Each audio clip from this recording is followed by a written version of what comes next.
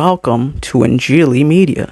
बने इसराइल के 12 कबीलों के हवाले से हमने जो वीडियो अपलोड किया, उसके बाद हमारे एक व्यूअर ने ये सवाल पूछा है कि वो क्या वजह है कि यहूदी खुदा यीशु मसीह को अपना निजात दहिंदा कबूल नहीं करते, और जब खुदा यीशु मसीह इस दुनिया पर थे तो भी उन्होंने उन्हें अपना निजात दहिंदा कबूल क्यों ना किया, बल्कि उन्होंने तो रूमी हुकूमत के साथ साजिश करके खुदा यीशु मसीह को मसलूब भी कर दिया। तो ये एक बहुत ही अहम सवाल है और एक कॉम्प्रिहेंसिव जवाब का तलबगार है, लेकिन छोटा सा मुख्तसर सा ये वीडियो तैयार कर रहा हूँ और यहाँ मैं सिर्फ ये बयान करूंगा कि वो नुमाया वजूहात या एतराजात क्या हैं जिनकी बिना पर यहूदियों ने खुदा यीशु मसीह को कबूल ना किया, और आज भी वो खुदा यीशु मसीह को ना तो अपना मौदा यानी कि प्रॉमिस्ड मसाया मानते हैं और ना ही वो खुदा यीशु मसीह को दुनिया का निजात दहिंदा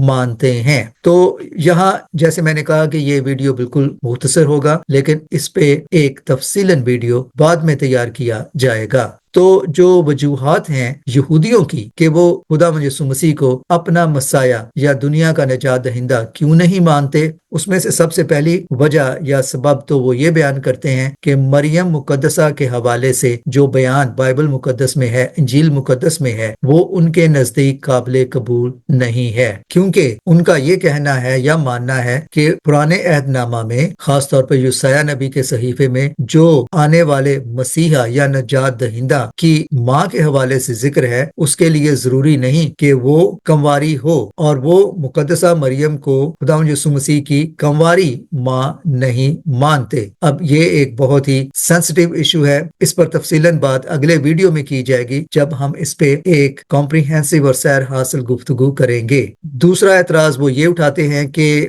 मसाया या निजात दहिंदा जो आने वाला है उसका दाऊद की नस्ल यहूदा के कबीले से होना जरूरी है। इस सिलसिले में वो खुदा यीशु मसीह की जो जिनियालॉजी है, नसब नामा है, लूका की इंजील में और मत्ती रसूल की इंजील में, दोनों पर सवाल उठाते हैं, और वो सवाल क्या हैं, इनकी तफसील भी हम आगे मजीद दोबारा अगले वीडियो में देखेंगे। इसके बाद हम देखते हैं कि यहूदी ये मानते हैं कि मसीहा या निजात दहिंदा या मसाया जो आने वाला है, उनका निजात दहिंदा या उनका मसाया वो तब आएगा जब हैकल बर्बाद हो चुकी होगी, जो कि अब भी बर्बाद ही है। तो वो तब आएगा और बर्बाद हैकल को बहाल करेगा, और यहूदी दोबारा उस हैकल में जाकर अपनी इबादतें और कुर्बानियां देना शुरू कर सकेंगे। यहाँ वो ये कहते हैं कि जब खुदा यीशु मसीह इस दुनिया पर थे तो उस वक्त तो हैकल मौजूद थी, लिहाजा वो एज अ मसाया कौन सी हैकल को तामीर करने या बहाल करने आए थे। खुदा यीशु मसीह के आसमान पर उठाए जाने के 38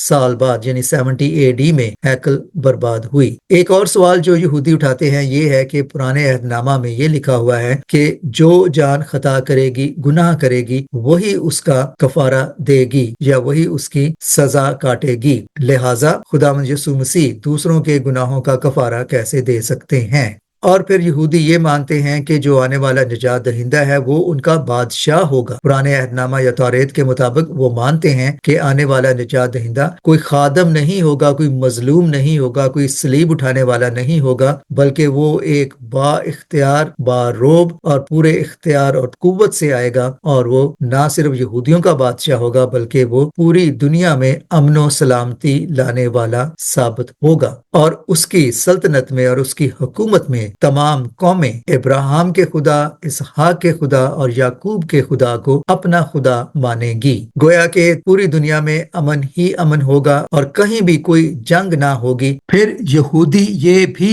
नहीं मानते कि खुदा इंसानी रूप में दुनिया में आ सकता है। उनके नजदीक आने वाला मसाया आम इंसानों की तरह ही हमारे दरमियान में से ही जाहिर होगा। इसके अलावा यहूदी ये भी नहीं मान सकते कि खुदा ने अपना पहला अहदनामा कदीम वो बदल कर कोई नया अहद या अहदनामा दे सकता है। उनके नजदीक पहला अहदनामा ही आखिरी और हतमी अहद है जो उसने इब्राहिम, इसहाक, याकूब और दाऊद और उनकी नस्ल से बांधा था। उनके नजदीक खुदा का ये अहद या अहदनामा अब्दी अहदनामा है। تو یہ چند ایک اعتراضات ہیں، سوال ہیں، اس کے علاوہ کچھ اور بھی ہیں، لیکن یہ وہ چند بڑے سوال ہیں یا اعتراضات ہیں جو وہ خداوند یسوع مسیح کی ذات کے حوالے سے اٹھاتے ہیں اور دعویٰ کرتے ہیں کہ خداوند یسوع مسیح جو مسیحیوں کا خداوند ہے یا جسے مسیح نجات دہندہ یا مسیح مانتے ہیں، وہ کسی طرح سے بھی ان کا نجات دہندہ یا آنے والا مسیح